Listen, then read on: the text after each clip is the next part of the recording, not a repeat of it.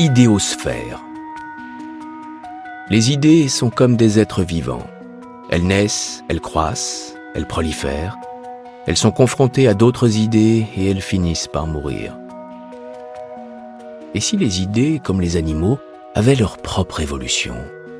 Et si les idées se sélectionnaient entre elles pour éliminer les plus faibles et reproduire les plus fortes, comme dans le darwinisme?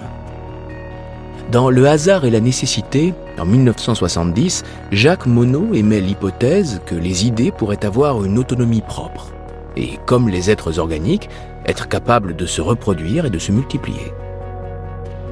En 1976, dans Le gène égoïste, Richard Dawkins évoque le concept d'idéosphère. Elle serait au monde des idées ce que la biosphère est au monde des animaux. Dawkins écrit: « Lorsque vous plantez une idée fertile dans mon esprit, vous parasitez littéralement mon cerveau, le transformant en véhicule pour la propagation de cette idée. » Et il cite à l'appui le concept de Dieu, une idée qui est née un beau jour et n'a plus cessé ensuite d'évoluer et de se propager, relayée et amplifiée par la parole, l'écriture, l'art, les prêtres la reproduisant et l'interprétant de façon à l'adapter à l'espace et au temps dans lesquels ils vivent. Mais les idées, plus que les êtres vivants, mutent vite. Par exemple, l'idée de communisme, née de l'esprit de Karl Marx, s'est répandue très rapidement dans l'espace jusqu'à toucher la moitié de la planète. Elle a évolué, muté, puis s'est finalement réduite pour concerner de moins en moins de personnes, à la manière d'une espèce animale en voie de disparition.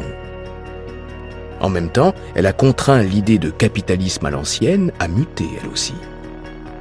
Du combat des idées dans l'idéosphère surgit notre civilisation. Actuellement, les ordinateurs sont en passe de donner aux idées une accélération de mutation. Grâce à Internet, une idée peut se répandre plus vite dans l'espace et le temps, et plus rapidement encore être confrontée à ses rivales ou à ses prédatrices. C'est excellent pour répandre les bonnes idées, mais aussi les mauvaises, car dans la notion d'idée, il n'y a pas de connotation morale. En biologie non plus, l'évolution n'obéit pas à une morale. Voilà pourquoi il faut peut-être réfléchir à 2 fois avant de répandre les idées qui traînent, car elles sont désormais plus puissantes que les hommes qui les inventent et que ceux qui les véhiculent. Enfin, c'est juste une idée.